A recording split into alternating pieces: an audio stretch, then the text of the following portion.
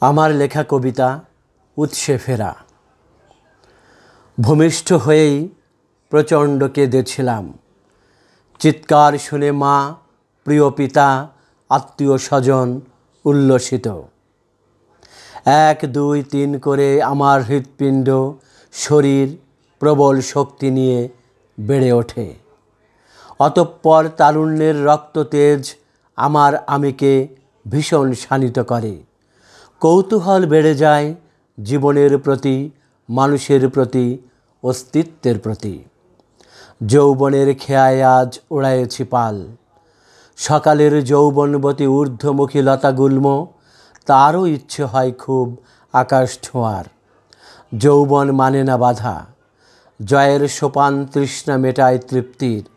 জৌলুস ক্ষমতা বৃত্তের মর্যাদা, কোথাও একটুও ঘটেনি ব্যত্যয়। নেশা জাগে এই ক্ষুধার্ত মানুষ, পাহাড়ের স্বপ্ন চূড়া ছোঁবে। আমার ভেতরকার আমি শ্রেষ্ঠ হবে। আমার প্রবল শক্তি, যৌবনের তেজ, অহমিকা নিষেধ মানে না কোনো। আমি পর্বত চূড়ায় উঠে দাঁড়ালাম অতি অনায়াসে। ভূপৃষ্ঠের সবচেয়ে উপরের ছাদে আমি আজ।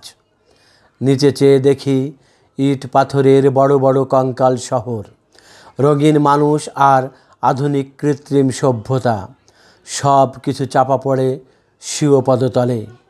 এমনকি সকালের লাল সূর্যটাও আমার পায়ের নিচে একটু একটু করে বেড়ে ওঠে, ঠিক যেন লাজুক বধূর ঘোমটার আড়ালে দীপ্তিময় হাসি।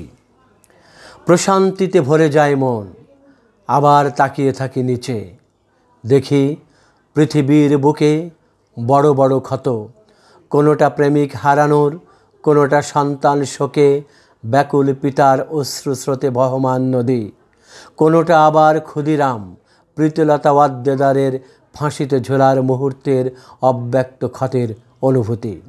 ওরা কেঁদে কেঁদে ডেকে বলে, আমরাও একদিন তোমার মতনই অমন ছিলাম। তুমি আমাদের মতো পুনরায় মৃত্তিকায় নেমে এসো।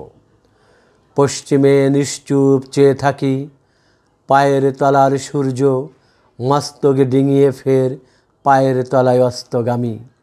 হঠাৎ নিজেকে বড় অসহায় মনে হয়। এবার নামার পালা। বয়সের ঘূর্ণমান চাকা গড়িয়ে গড়িয়ে নেমে আসে শূন্যে, ঠিক যেখানে ছিলাম আমি। সেই তো আবার উৎসে ফেরা।